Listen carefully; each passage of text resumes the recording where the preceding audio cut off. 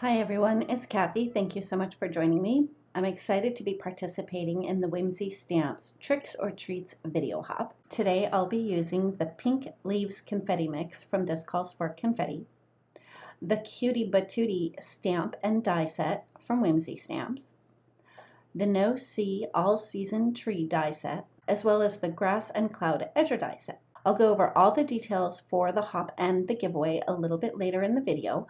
But in the meantime, I'm going to jump right in and start coloring this bat pink. I decided to color my bats pink because I was inspired by the big pink leaf sequins that are in the Pink Leaves Confetti Mix by This Calls for Confetti. I used the same markers for both of the bats, but I'm only going to share how I colored this one here. I started out with RV19 and added just a tiny little bit along the edge of his ears, and then I came in with RV06. RV06 is a very, very strong color, and at first I thought that I chose the wrong pink. But once I started to blend it out with the RV55, it worked out quite well. I used the RV55 almost all the way out to the edge of his ears, and then I came in with the RV63 and blended all of those pinks together. And I think that the RV63 really helped blend them nicely so that there wasn't such a strong contrast with that RV06. For his little face, I started with the RV19 again and just did the very outer edges. Then I moved on down to his little feet and the body, and I used the RV19 rather sparingly on the bottom because I just wanted the very bottom of his body to be that darker color. Then I came in with the RV06, and for his face, I brought out that RV06 pretty far on the one side because he's kind of angled a little bit, so one side of his face would be brighter than the other. Next, I came in with the RV55 and blended out the RV06. And when I came in with the RV55 on his face, I made sure to go around his little eyes so that his eyelids would be much lighter by the time I was done coloring him. As I was coloring around his little eyes and leaving them white like that, I thought that another thing that could be done for his eyes so that it looked like he was awake was to add some googly eyes. Anyway, as I finish up the coloring here, I'm going to go over the details for the video hop and the giveaway. The next person up in the hop is linked in the description box below for you. All of the details for the giveaway are also listed in the description box below for you. Now, the giveaway is a $100 gift certificate to the Whimsy Stamps shop. To be entered into the giveaway, all you have to do is leave a comment on each stop in the hop. The winner will be announced here on my channel on November 2nd. So be sure to leave your comment no later than October 31st at 11:59 p.m. to be sure that you're entered into the giveaway. Getting back to my little bat here, for the insides of his ears, I started with RV11 and added that at the fold of his ears. And then I blended that out with RV10. I'll be sure to have all of the Copics that I used as well as all of the products that I used listed down in the description box for you as well.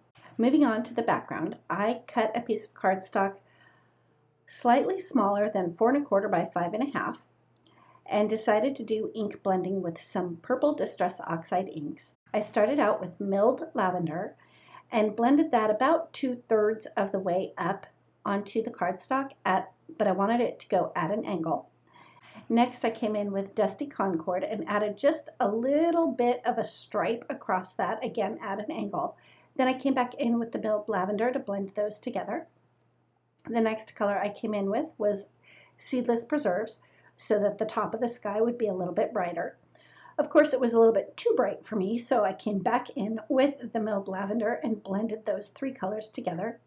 And then I came in and finished up the ink blending with black soot, and I concentrated the black soot ink mostly on the top of the panels, especially in those corners. And then I did one more pass with the milled lavender just to make sure that I got a really good blend. I spritzed just a little bit of water to lift some of that ink up, and then it was time to start putting my card together. I die cut the tree from the No See All Seasons Tree die set from black cardstock. And I love this die because I don't know if you can see it very well here, but it embosses a lot of detail into the trunk of the tree and the branches as well. I used a combination of my tape runner as well as liquid glue to adhere that to the front of my ink blended card panel. And once I had that adhered, I used my scissors just to trim off those pieces that were hanging off the edge. Next, I used my tape runner to adhere my grassy edge, and again, used my scissors to cut off the excess. After I had finished coloring the little bats, I did run them through my Gemini Junior with the coordinating dies. To adhere them to the front of the card, I used black foam squares and just popped those right into place.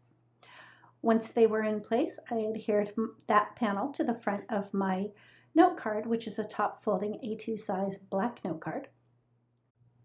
And to finish it up, I picked out some of the large pink leaves and some of the tiny little sequins from the Pink Leaves Confetti Mix and just used liquid glue to adhere all of those into place. One tip when adhering those large confetti leaves, make sure that you use a lot of glue and a very strong glue to make sure that they stick really well to your card. After I had the leaves adhered, I adhered all my tiny little sequins, and that's it. That finishes up my card for today. Don't forget the link for the next stop in the hop is in the description box below. And remember to leave your comment no later than October 31st at 11:59 p.m. to be entered into the giveaway. Thank you so much for joining me. If you like this video, please give it a thumbs up. If you've not yet subscribed, we'd love it if you would. And don't forget to ring the bell so you're notified every time a new video is posted. Thanks again, and we'll see you next time.